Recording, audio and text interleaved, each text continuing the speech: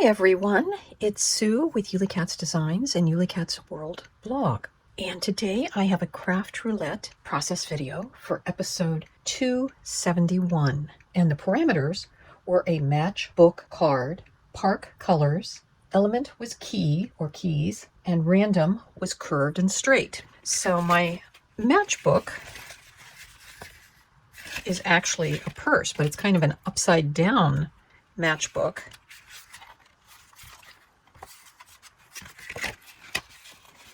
My park-like colors are the lake blue in a park with some of the white clouds that you might see in the sky over or reflected in the pond. The key elements, I've got two little keys on jump rings right there. And then my curved and straight are, we've got straight lines down the side and we have a curved front.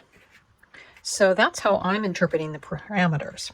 Now this is a fairly simple card to make. It is finished size, 4.5 inches wide and 6 inches long. So I just literally took a piece of scrap printed cardstock that I had and folded it into this size. And I think originally this piece of paper would have been about 10 inches long. First I folded this in half.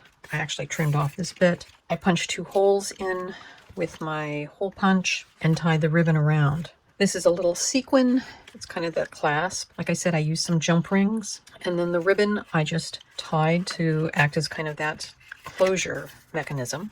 For the curved part, I used the long flap enclosure from Karen Burniston and just set it over, even though the die is wider than that. But that's how I got my nice curves. And then the keys come from her Catherine Label pop-up. And there's the little key. And then the sentiments inside come from my favorite Craft Roulette Fun Sentiments #1. So we've got the happy birthday, balloons, crafts, cards so fine, handcrafted wonders all yours to find. Wishing you a day that's truly grand with glitter and fun made by hand. And then the stamp of an itty bitty gift. And I've got some star sequins in there. And then this card will fit into an A7 envelope. I'll kind of push that down in.